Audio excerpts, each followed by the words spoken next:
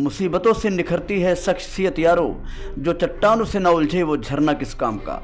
देखा जाए तो ये कहावत सियासत के सूरमा बृजभूषण शरण सिंह पर बिल्कुल फिट बैठती है, जिन्हें हारना मंजूर नहीं। कदाचित हार भी गए तो दोबारा हर हाल में जीतने का जिद रखते हैं।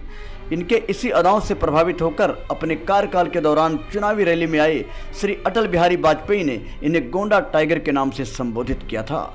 दोस्तों, आज हम सियासत की दुनिया के उस शख्स की बात कर रहे हैं जिन्हें लोग यूपी टाइगर के नाम से भी जानते हैं। इनके बारे में ऐसा कहा जाता है कि सियासत के चुनावी शतरंज की बाजी पलटना इन्हें बखूबी आता है। जी हाँ दोस्तों, हम बात कर रहे हैं यूपी के गोंडा जनपद स्थित नवाबगंज के रहने वाले सांसद बृजभूषण शरण सिंह की। बृजभूषण शरण सिंह का जन्म 8 जनवरी 1957 को श्री जगदम्बा शरण सिंह के घर राजपूत परिवार में हुआ था। इनके मां का नाम प्यारी सिंह है। इन्होंने अयोध्या के साकेत पीजी कॉलेज से कानून की पढ़ाई की। इन्होंने 1981 में केतकी देवी सिंह से शादी की और उनके 3 बेटे और 1 बेटी है। 2004 में उनके बड़े बेटे शक्ति शरण सिंह की 23 साल की उम्र में मौत हो गई थी। पुलिस रिकॉर्ड के अनुसार 1974 और 2007 के बीच बृजभूषण शरण सिंह के खिलाफ 38 मुकदमे दर्ज किए गए थे। हालांकि उनके चुनावी हल्फनामे के अनुसार अधिकांश मामले में उन्हें बरी कर दिया गया था। उनका राजनीतिक कैरियर कई विवादों से भरा रहा, क्योंकि वह उन प्रमुख नामों में से एक थे जिन्हें 6 दिसंबर 1992 में बाबरी मस्जिद के विध्वंस मामले में गिरफ्तार किया गया था।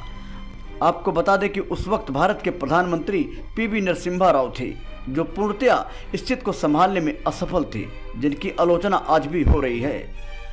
उस वक्त बाबरी विध्वंस में लाल कृष्ण आडवाणी, मुरली मनोहर जोशी, अशोक सिंघल, गिरिराज किशोर, विनय कटियार, उमा भारती, विष्णुहरि डालमिया और साध्वी ऋतंभरा के नाम शामिल थे। बताते चले कि बाबरी विध्वंस में खास योगदान होने के कारण सीबीआई ने सांसद बृजभूषण शरण सिंह के साथ ही अन्य 39 लोगों को भी गिरफ्तार किया था। हालांकि बाद में सबूतों के अभाव में उन्हें बरी कर दिया गया। सियासत के चुनावी सफर की बात करें तो वह 6 बार से सांसद रहे, 5 बार बीजेपी से और 1 बार समाजवादी पार्टी से। सन 1991 में वो कांग्रेस के आनंद सिंह को 1,02,984 मतों से हराकर 10वीं लोकसभा के लिए चुने गए थे, मगर सन 1998 में उन्हें हार का सामना करना पड़ा। 1998 में बृजभूषण शरण सिंह गोंडा निर्वाचन क्षेत्र की सीट के लिए सपा प्रत्याशी कीर्तिवर्धन सिंह से 25,555 मतों से हार गए, मगर हौसलों को हारने नहीं दिया। दूसरी ओर कीर्तिवर्धन सिंह उर्फ राजा भैया को जीतने की खुशी बहुत दिनों तक रास न आई और जीत की जिद रखने वाले बृजभूषण शरण सिंह ने सन 1999 में कीर्तिवर्धन सिंह को 6117 मतों के अंतर से हराकर गोंडा निर्वाचन क्षेत्र से 13वीं लोकसभा के लिए अपनी दावेदारी ठोक दी।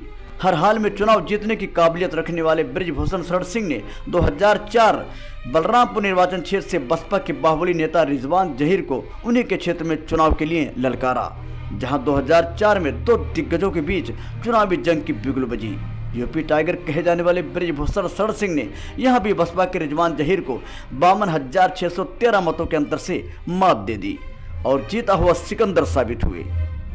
दोस्तों, यह जीत का सफर आगे भी जारी रहा। सन 2009 में बृजभूषण शरण सिंह ने कैसरगंज निर्वाचन क्षेत्र से चुनाव लड़ा और बसपा के सुरेंद्र नाथ को 72,199 मतों के अंतर से हराकर जीत का डंका बजवाया।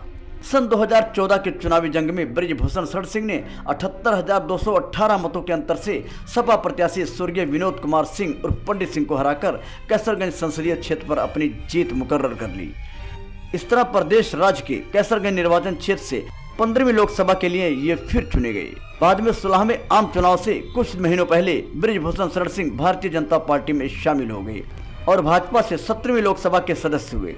इसके साथ ही बृजभूषण शरण सिंह 2011 से लेकर 2023 तक भारतीय कुश्ती महासंघ WFI के अध्यक्ष थे।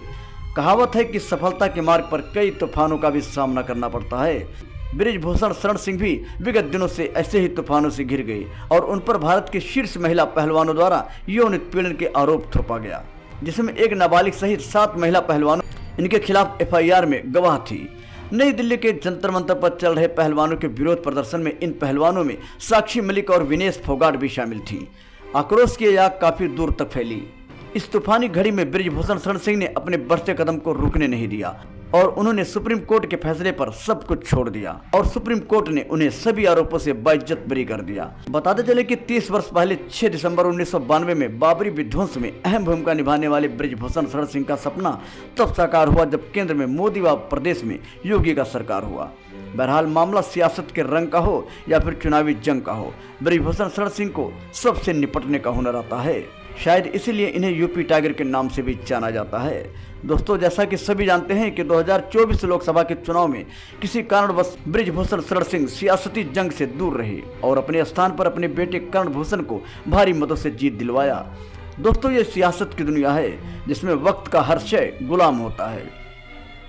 गिरता वही है जो मैदान जंग में लड़ता है। किसी ने सच कहा है, अक्सर सवार गिरते हैं मैदान जंग में, वो शय क्या गिरेगी जो घुटनों के बल चले। इंडियन लेजेंडरी फेस से एन के मोर की रिपोर्ट।